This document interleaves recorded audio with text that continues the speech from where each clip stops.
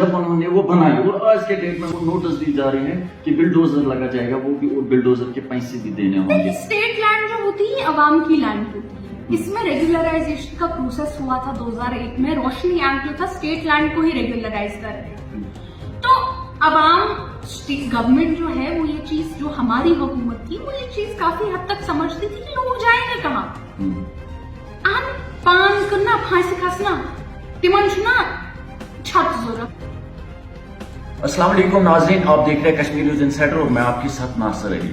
लगातार जम्मू एंड कश्मीर में नोटिस मिली जा रही है और आपको बता दें कि काशराई लैंड हो, स्टेट लैंड हो या रोशनी लैंड हो, लोग इसके बारे में जो है काफी ज्यादा परेशान हैं और पब्लिक डोमेन में ये बात जब आई, लोगों में काफी परेशानी जो है वो उठ रही है। इस हवाले से आज हमारे साथ बातचीत करने के लिए JKNC के सीनियर लीडर यानी कि कदावर लीडर और साथ साथ जम्मू कश्मीर के स्पोक्स पर्सन इकरा जी हमारे साथ मौजूद है। इकरा जी, आपका बहुत बहुत शुक्रिया वक्त देने के लिए। शुक्रिया मुझे बुलाने के लिए। जी मैम, जैसे कि पब्लिक में लगातार नोट्स भेजे जा रहे हैं, हुक्मनामे भेजे जा रहे हैं, तो इसके बारे में आप क्या कहेंगे? देखिए, अगर आप देखेंगे एक एक नोटिस, आज तो ये लैंड का नोटिस आया है, इससे पहले नौकरियों का नोटिस आया, उससे पहले जमीन जो है यहाँ कोई भी खरीद सकता है उसका नोटिस आया, किसी दिन नोटिस आता है, हर रोज नोटिस आते हैं कि लोगों को नौकरियों से बाहर निकाला जा रहा है, उससे पहले नोटिस आते हैं, हर रोज एक एक नोटिस आता है और हर रोज एक एक नोटिस से जम्मू और कश्मीर के लोगों को, हमारे तशख्खुस को दलदल में डुबोया जा रहा है।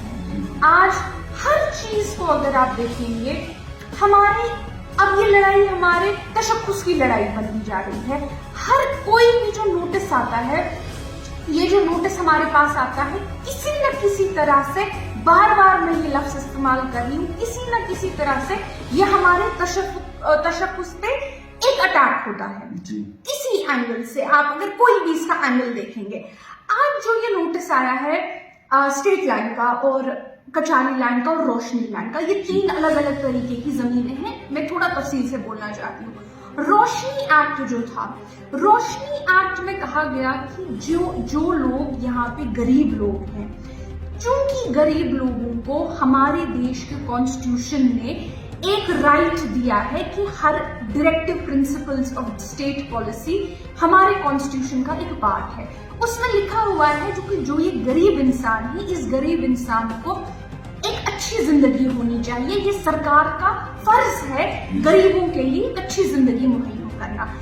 आप भी समझते हैं, हम भी समझते हैं कि जब गरीब अच्छी जिंदगी की बात आती है, उसमें एक सर पे छत होना बहुत जरूरी होती है। पहली बार शेख मोहम्मद अब्दुल्ला साहब थे जो ये चीज बखूबी समझते थे, उन्होंने लैंड रिफॉर्म्स लाए।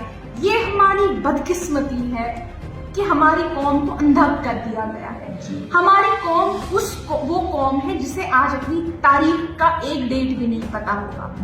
हमें अंधा कर दिया गया है, इसलिए बार बार मुझे ये बोलना पड़ता है। लैंड रिफॉर्म्स जो थे, लेकिन जो जानने वाले होंगे वो समझेंगे, लैंड रिफॉर्म्स एक्ट जो आया, land to the tenant act, उसमें शेख साहब ने कहा जो ये गरीब इंसान आज इस जमीन पे काम करता है, ये आधी जमीन इसकी होगी। एक दिन में हजारों लाखों कनाल जमीन जो है गरीबों को दी गई। आज अगर आप गाँव में जाएंगे ना साहब, गाँव में ज्यादा खुशहाली है बनिस्बत शहर के। और आप अगर बोलेंगे क्यों है, हमारे गाँव में लोग भूख से क्यों नहीं मरते हैं, जबकि बिहार के, उत्तर प्रदेश के, बंगाल के गाँव में लोग भूख से मरते हैं, माल न्यूट्रिशन डेथ्स होती है, जम्मू और कश्मीर में क्यों नहीं होती है? कभी आपने सोचा है कि जब दिल्ली आप जाते हैं, आप देखते हैं, आप में से बहुत लोग दिल्ली गए होंगे, आपने देखा होगा सड़कों पे लोग सोते हैं, स्लम्स में लोग रहते हैं। आपने देखा होगा झुग्गी झोपड़ियां बोलते हैं, पॉलिथीन से मकान बनाया होता है। कभी आपने ये सोचा है कि जम्मू और कश्मीर में स्लम्स क्यों नहीं है, यहाँ पे उस हद तक गुर्बत क्यों नहीं है? क्योंकि वो शेख साहब ने जो land to the tenant act लाया था कि जमीन जो है यहाँ की गरीबों को दी जाए, हजारों लाखों कनाल डिस्ट्रीब्यूट हुआ। उसके बावजूद लेकिन हमने देखा जब आगे आगे गुर्बत बढ़ती गई, आगे आगे बढ़ती गई, कुछ लोग फिर से आते गए जो गरीब थे, जो जमीन नहीं खरीद सके, उनके अंदर रोशनी एक्ट लाया गया। रोशनी एक्ट जो था उसमें इन लोगों ने बाज़ाबिता जमीन के कुछ पैसे सरकार को दिए और सरकार ने ये जमीन इन लोगों को दे दी वापस कि आप लोग, चूंकि आप लोग इस जमीन के हकदार हैं, आप ले जाइए। आज इन्होंने अपने घर भी बना लिए इस जमीन पे, इन्होंने पैसे भी गवर्नमेंट को दे दिए, लेकिन आज इनको गवर्नमेंट, बीजेपी की गवर्नमेंट बोलती है अब ये लाखों का नाला तो वापस निकालना है, आपके घर डिमोलिश करेंगे हम एक एक, क्योंकि ये जी हम इससे खुश नहीं है। ये कैसी, ये क्या रूल, ये कैसी समझदारी है कि अगर इसमें सरकार कहती है कि इसमें जो कुछ लोगों ने घपला किया, तो ठीक है, जिन लोगों ने घपला किया आप आइडेंटिफाई कीजिए, हम कहते हैं हम आपका साथ देने को तैयार है। जिन लोगों ने, अगर कुछ लोगों ने गलती की है, गरीब नहीं थे, आप उनको जेल लीजिए, हम आपका साथ देंगे, लेकिन गरीबों के घरों पे आप बुलडोजर चलाने निकले हैं, ये कौन सा इंसाफ है। उसके बाद स्टेट लैंड, स्टेट लैंड और कचारी लैंड जो है, अक्सर गांवों में जो हमारे स्टेट लैंड, कचारी लैंड पे लोगों ने घर बनाए हुए हैं, क्योंकि इतनी जमीन और इतना पैसा और ना तो इतनी समझ थी लोगों को।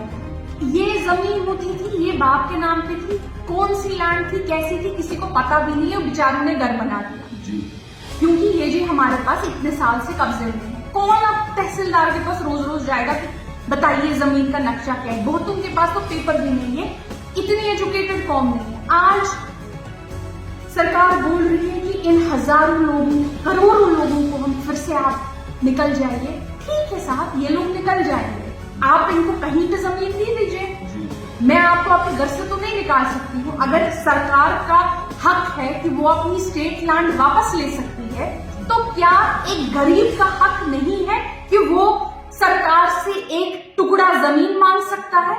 ये जमीन सरकार की तो नहीं है ना, ये जमीन अवाम की है।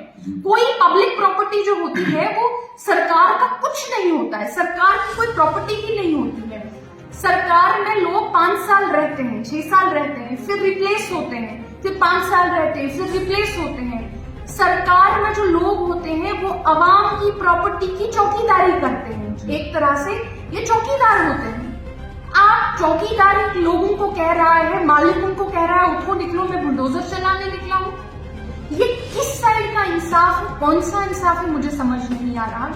और जिन लोगों को नोटिस आएंगे, मैं उन लोगों से कहना चाहती हूँ कि आप बिलखुसूस अपने वकीलों से बात करें, और अब उन लॉयर्स से कहना चाहती हूँ कि ओल्गा टेलिस जजमेंट जो हमारे सुप्रीम कोर्ट ऑफ इंडिया ने, जो हमारे देश के सबसे बड़े अदालत ने ओल्गा टेलिस जजमेंट दिया है, उस जजमेंट में साफ साफ तौर पर लिखा गया है कि आप तब तक किसी को नहीं हटा सकते अपनी जमीन से या उसका घर डिमोलिश नहीं कर सकते जब तक आप राइट टू उसके एक अल्टरनेटिव अरेंजमेंट नहीं बनाए। इफरा जी, यहाँ पे एक बात मैं आपसे समझने की कोशिश करूंगा। जनरल पब्लिक और एडमिनिस्ट्रेशन के बीच में इस मामले पे क्लैशेस हो सकते हैं, यानी कि रोड पे आ सकते हैं। क्या आपकी पार्टी उस टाइम पे शाना बशाना पब्लिक के लिए प्रोटेस्ट करने के लिए तैयार होगी? देखिए, रोड पे आने, जब हम रोड पे आने की बात करते हैं, 2 तरह से रोड पे आना होता है जी। एक रोड पे आना होता है पीसफुल, पुरअमन तशद्दुद जिसे कहते हैं, सॉरी पुरअमन जुलूस जिसे कहते हैं। पुरअमन जुलूस जो होता है उसमें हम हमेशा शामिल होने को तैयार हैं। हालांकि उसमें लेकिन अगर खदशा ये रहेगा कि कुछ नहीं कहेंगे, ये गवर्नमेंट को एक एक्सक्यूज दे सकता है पूरी जमात पे क्रैकडाउन करने। ये मैं आपको बोलती हूँ कि ये सिर्फ हम, अक्सर आप और हम जो है, हम स्ट्रेट सोचते हैं, आप समझते नहीं है ऊपर से कितनी चाली चली जाएंगी, क्या क्या किया जा सकता है। इस वजह से इसका जो जवाब होगा, इसका जवाब थ्रू मीडिया होगा, थ्रू जैसे वो प्रोपेगेंडा करते हैं, जब वो झूठ की सियासत करते हैं, तो क्या हम सच भी नहीं बोलेंगे? सच जो है ये आगे आएगा, और इसका एक मोस्ट इंपॉर्टेंट इसमें एक सोल्यूशन है। वो आपने, नासिर साहब, आपने कभी सोचा है कि लद्दाख के लोगों के साथ वो क्यों नहीं हुआ जो जम्मू और कश्मीर के लोगों के साथ हुआ? लद्दाख की जमीन को सेल पे नहीं डाला गया, लद्दाख में ये नोटिस नहीं आती है। मैं बताती हूँ उसकी वजह क्या थी। लद्दाख में 2 खित्ते थे, जिस तरह जम्मू और कश्मीर में लार्जली 2 खित्ते हैं, जम्मू का खित्ता और कश्मीर का खित्ता। लद्दाख में 2 खित्ते थे, लेह का खित्ता था और करगिल का खित्ता था। ये लोग आपस में लड़ाई करते रहते थे, आपस में टकराव थी, क्योंकि लेह जो था वो बुद्धिस्ट मेजोरिटी था, करगिल जो था ये मुस्लिम मेजोरिटी था। तो आपस में जो रहता है वो इनका आपस में क्लैश सा रहता है। लेकिन एब्रोगेशन के बाद ये समझ गए कि दुश्मन लेह का वाले का दुश्मन करगिल वाला नहीं है और करगिल वाले का दुश्मन लेह वाला नहीं है। करगिल वाले की जमीन लेह वाला नहीं खाएगा, लेह वाले की जमीन करगिल वाला नहीं खाएगा। ये लोग ये समझ गए और इन लोगों ने यूनाइटेड फ्रंट प्रेजेंट किया बीजेपी के खिलाफ। जम्मू और कश्मीर में हम देखते हैं कि जो पुरानी सियासत थी वो अभी तक खत्म नहीं हो रही है। जो लोगों की पुरानी मेंटालिटी थी वो कहीं ना कहीं अभी तक मुझे दिखती है। जम्मू और कश्मीर के लोगों को ये चीज अब समझनी चाहिए कि जम्मू वाले की जमीन, उसका कल्चर, उसकी नौकरी कश्मीर वाला नहीं खा रहा। कश्मीर वाले को ये समझना चाहिए कि उसकी जमीन, उसकी नौकरी, उसका तशक्कुस जम्मू वाला नहीं खा रहा। हम कश्मीरी जम्मू जाते हैं विंटर के लिए, वापस आ जाते हैं। जम्मू वाले समर में यहाँ घूमने आ जाते हैं, वापस चले जाते हैं। हम लोगों ने कभी एक दूसरे का नहीं खाया और आज हम लोगों की जो लड़ाई है ये एकजुट लड़ाई लड़ने की जरूरत है। और जब मैं लड़ाई का लफ्ज का इस्तेमाल करती हूँ, मैं बार बार कहती हूँ ये पुरअमन लड़ाई होगी, आईनी लड़ाई होगी, कानूनी लड़ाई होगी, बैलेट के जरिए लड़ने वाली लड़ाई होगी। लेकिन ये आज इन दोनों खितों को, और इन खितों में मैं पीर पंजाल की बात भी करती हूँ, चुनाव वाली की बात भी करती हूँ, आज मैं कहती हूँ दोनों को क्यों, आज इन सभी खितों को ये चीज समझने की जरूरत है कि ये जो आज की आगे की जो मुहिम चलेगी ये साथ में यकजा होकर चलेगी। और हम लोगों को समझना चाहिए हमारे बीच भी डिविजन्स है। शिया लोग किसी के पीछे, सुन्नी लोग किसी के पीछे, गुजर लोग किसी के पीछे, पहाड़ी लोग किसी के पीछे, है कि नहीं? आप बताइए, पहाड़ी लोग किसी के पीछे, कोई कहता है ये गांव वाले हैं, कोई कहता है ये शहर वाले हैं, शहर वाले कहते हैं ये फलाना है। आज शिया और सुन्नी आप दोनों एक दूसरे का नहीं खा रहे हैं। जब डिमोलिशन ये लोग बुलडोजर चलाएंगे, शिया के घर पे भी बुलडोजर वही चलेगा, सुन्नी के घर पे भी वही बुलडोजर चलेगा। ये लोग कहते हैं अमीर गरीब, हम गुलमर्ग के होटलों से गुलमर्ग वालों को निकालेंगे, वो अमीर लोग। भाई साहब, वो जो अमीर लोग थे ना, वही पैसा सारा इतना पहुंचे, ये जो फेरान पहुंचे, जिसको कश्मीरी में कहते हैं। जब पैसा गुलमर्ग वाला खर्चा था, वही गुलमर्ग वाला यहाँ लाल चौक में आके 10 चीजें खरीदता था। वही लाल चौक वाला सुबह सोज गुरिस हैवान दूध कांद्रिस हैवान जोड़ 1000 चीजें खरीदता था। ये पैसा गुलमर्ग का फैलता था। जब गुलमर्ग वाले निकलेंगे, पता नहीं किनको वहां जगह मिलेगी, पैसा भी उन्हीं के साथ चला जाएगा।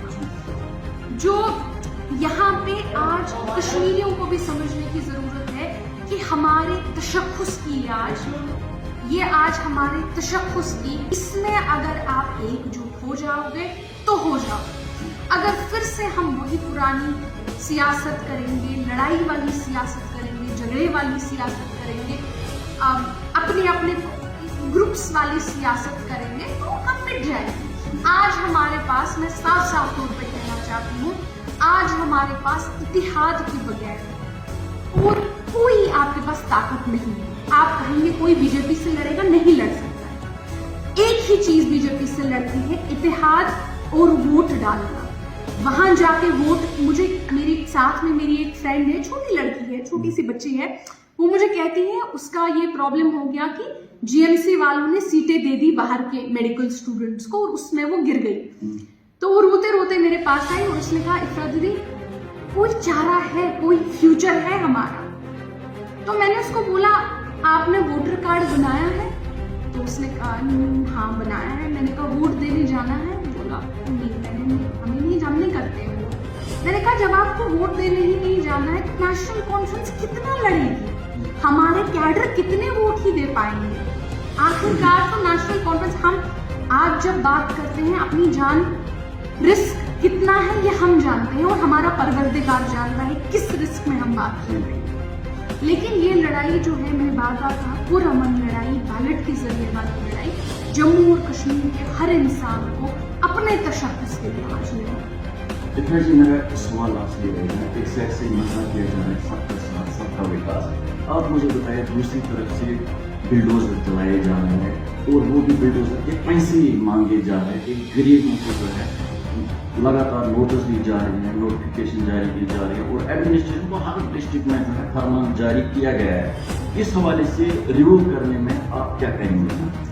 देखिए, ये रिवोक जो है ऑपोजिशन नहीं कर सकती है। नेशनल कॉन्फ्रेंस आज पिछले 10 साल से ऑपोजिशन है। हमारे ना किसी भी सरकार के पास ये पावर नहीं होता है, किसी भी ऑपोजिशन के पास ये पावर नहीं होता है कि वो कुछ रिवोक कर सकते हैं। लेकिन हाँ, आपकी जो ऑपोजिशन है वो आपसे वादा जरूर कर सकती है कि अगर हम लोग पावर में आए, अगर हम लोग आए, ये नोटिसेस रुकेंगे। और आप कहेंगे हमें आपके वादे पे क्या भरोसा है? हो सकता है आप ये भी सवाल करें। आपको पिछला रिकॉर्ड, उसमें सिंपली पिछला रिकॉर्ड देखना। जब नेशनल कॉन्फ्रेंस की हुकूमत थी, क्या ऐसे फरमान आते थे? नहीं आते। जब तब फरमान नहीं आते थे, आगे क्यों आए? आपको जरूरी नहीं है सिर्फ प्रोमिसेस पे आप यकीन करें। मैं चाहती हूँ कि हमारी आवाम जो है वो एक तरह से पुलिस मेंटालिटी इख्तियार करे। मैं बताती हूँ पुलिस मेंटालिटी का क्या है। अगर मान लेते हैं मिसाल के तौर पे कोई गांव है, गांव में मर्डर हो जाता है, ठीक है। अब पुलिस वहां पहुंचेगी मर्डर की तहकीकात करने, जिस तरह वो पहुंचते हैं। वहां पे एक पड़ोसी बोल रहा है उसने मारा, दूसरा पड़ोसी बोल रहा है उसने मारा। जो करेंगे वो लोग, कुछ वनान होइनकोर, वो पड़ोसी बोलेगा नहीं इसकी बीवी ने मारा, उसकी बीवी बोलेगी नहीं जी इसके भाई ने मारा। पुलिस का क्या काम है? पुलिस का काम है बैठ के सबूत जांचना, देखना कि उसकी बात सही, उसका क्रॉस एग्जामिनेशन। अगर हमारी पुलिस उठ के कहेगी हता यमाची सरी थी, यमा सरी वनान वथा ऐसा चाला, ठप हो जाएगा ना सब कुछ। फिर तो फ्यूचर ही नहीं है। और जिसने मर्डर किया होगा उसको एक एनकरेजमेंट मिलेगी कि आगे भी मर्डर कर सकते हैं, क्योंकि इल्जाम तो ये हर किसी पे लगता है, मुझे तो कोई ढूंढेगा ही नहीं। यही कहीं ना कहीं हमारी आवाम में कुछ लोग हैं जिनके दिमाग में ये डाला जाता है कि ये सब ऐसे ही है। जब पॉलिटिशियंस बात करते हैं ये सब ऐसे ही बात करते हैं। आप लोगों को पुलिस का रोल अदा करना है। आपको अपने बच्चों का, हमारी कौम का फ्यूचर, एक वोटर को बचाना होता है, आवाम को बचाना होता है। आपको बैठ के हिस्ट्री निकाल के देखनी है कि जो आज इफ्रा जान ने बोला क्या ये सच है कि नहीं, क्या इसमें सच्चाई किस हद तक है। आपको ये नहीं करना है आपने क्या किया, आपको इंटेलिजेंटली देखना है कि सवाल क्या कर सकते हैं, कहाँ पे हम इनको घेर सकते हैं। लेकिन अगर हमारी आवाम ने ही कहा कि ये सब सेम है, चलो इलेक्शन के दिन हम सो जाते हैं, हमको वोट देने की क्या जरूरत है, तो जिसने ये बर्बादी जम्मू और कश्मीर में की है, जिस पॉलिटिकल पार्टी ने, उस पॉलिटिकल पार्टी की जीत हो जाती है। क्योंकि कहीं ना कहीं सभी लोग बुरे बन जाते हैं और जो एक्चुअली कसूरवार होते हैं उनसे कोई सवाल करने वाला नहीं होता। और जो ऑर्डर मैं आज आपके चैनल से प्रॉमिस करती हूँ लोगों को कि जो ऑर्डर बीजेपी की गवर्नमेंट ला रही है यहाँ के लोगों की डिसएम्पावरमेंट के लिए, ये एक ऑर्डर वापस लिया जाएगा। जब नेशनल कॉन्फ्रेंस की गवर्नमेंट, जब हमारे पास ये आवाम हमें ये पावर देगी वापस लेने का। अभी हमारे पास आवाम ने इलेक्शन ही नहीं है, अभी अब हमारे पास ये पावर नहीं है इन ऑर्डर्स को वापस लेने का। और हम चाहते हैं कि आप हमारा रिकॉर्ड चेक करें। मैं आपको दावत देती हूँ कि कब नेशनल कॉन्फ्रेंस की दौरे हुकूमत में ऐसे ऑर्डर आते हैं, कब नेशनल कॉन्फ्रेंस की हुकूमत में ऐसे मास इविक्शन ड्राइव होती थी, कब नेशनल कॉन्फ्रेंस की हुकूमत में बुलडोजर चलाए जाते थे, कब नेशनल कॉन्फ्रेंस की हुकूमत में हमारी जमीन को सेल पे लगाया जाता है। नेशनल कॉन्फ्रेंस में जो बेघर बेसिंग लोग हैं या जिनको रोशनी जमीन दिया जाता था आपकी हुकूमत में? देखिए, नेशनल कॉन्फ्रेंस जो है हमारे पास हमेशा एक रिहेबिलिटेशन पॉलिसी रही है। रिहेबिलिटेशन का मतलब है कि जो भी गरीब इंसान है इसको जमीन देनी है। ये रोशनी एक्ट था और ये 2001 में एक्ट आया था और ये चलता आया था। हर गवर्नमेंट ने इसमें किया था, नेशनल कॉन्फ्रेंस ने भी किया था। अगर 370 को किसी ने लाया, 370 क्या था यहाँ की, लेट्स टॉक एक कॉमन इंसान की बात में, लीगली छोड़िए, कॉन्स्टिट्यूशनली छोड़िए, 370 क्या हुआ इसमें? मैंने 370 हुआ कि यू सीएटू की गरीब इंसान छो, यू सीएटू की इंसान छो, ये कि किम रिसोर्सेस चाहे सो ये की जमीन आए से आब आए से नौकरी आए से पोस्ट आए से इसी इंसान का कोई बाहर का आके डोमिसाइल नहीं बन सकता, कुछ नहीं कर सकता। 370 किसने लाया? किस हुकूमत ने इसके लिए लड़ाइयाँ जुस्तजू की? कौन सी गवर्नमेंट थी जो 370 के लिए यहाँ के तशक्कुस के लिए 20 साल जेल गई? सर आप मुझे एक प्राइम मिनिस्टर दिखाइए, क्यों तब तो शेख साहब प्राइम मिनिस्टर थे। आप मुझे एक चीफ मिनिस्टर दिखाइए, चलिए उनका स्टेचर चीफ मिनिस्टर का ही था। आप मुझे एक चीफ मिनिस्टर दिखाइए पूरे इंडिया में 30 स्टेट्स में 70 साल में जो 20 साल जेल गया हो अपने लोगों के लिए, 25 साल जिसने जिंदगी के जेल में गुजारे हो। ये आसान होता है सर ये बोलना कि उसको क्या जेल में था। बात चल रही है स्टेट लाइन के हवाले से, आप मुझे बताइए जब किसी एक गरीब आम यात्री ने उन्होंने 10 मलरे या 5 मलरे में कहीं पे कुछ मकान तामीर किया, उस वक्त की जो एडमिनिस्ट्रेशन है, ब्यूरोक्रेट्स है, सियासतदान है, वो कहाँ थे उस वक्त में जब उन्होंने वो बनाया? और आज के डेट में उनको नोटिस दी जा रही है कि बिल्डोजर लगा जाएगा, वो भी, और बिल्डोजर के पैसे भी देने होंगे। स्टेट लैंड जो होती है अवाम की लैंड होती है। इसमें रेगुलराइजेशन का प्रोसेस हुआ था 2001 में। रोशनी एक्ट जो था स्टेट लैंड को ही रेगुलराइज कर रही है। तो अवाम गवर्नमेंट जो है वो ये चीज, जो हमारी हुकूमत थी वो ये चीज काफी हद तक समझती थी कि लोग जाएंगे कहाँ। पान करना फांसी खसना तिमन छुना छत जरूरत कोद गसन, आबादी बढ़ रही है, कहाँ जाएगा इंसान? ये नेशनल कॉन्फ्रेंस सोचती थी, समझती थी। आज हमारे पास ऐसी हुकूमत आई है जिसको सिर्फ जमीन चाहिए, फिर वो जमीन उसको किसको देनी है, कहाँ देनी है, वो आगे हिस्ट्री हमको बताएगी, आगे का फ्यूचर बताएगा, लेकिन उसको यहाँ के लोगों को इवेक्ट करना है। इनका जो पहले से हम इनका मंशूरा देख रहे हैं, इनका मंशूबा देख रहे हैं, वो यही है। चलिए बहुत बहुत शुक्रिया नाज़रीन इकराम हमारे साथ बात करने के लिए। JKNC के national spokes person Jammu and Kashmir के, जो हर बात का जवाब जो है बड़े स्ट्रेट फॉरवर्ड और टू बी ऑनेस्ट से बात कर लेते हैं और हर किसी मुद्दे पे जो है रोशनी डालते हैं, चाहे 370 का आंकड़ा हो, चाहे स्टेट लैंड के हवाले से, या चाहे जम्मू एंड कश्मीर में जो भी कोई इशू होता है। तो सबसे पहले इफ्राज जी की स्टेटमेंट जो है वो स्ट्रेट फॉरवर्ड जो है, और टू बी ऑनेस्टली, तो इफ्राज जी स्पेशली आपका बहुत बहुत शुक्रिया अपना कीमती शेड्यूल टाइम देने के लिए। अल्लाह हाफ़िज़।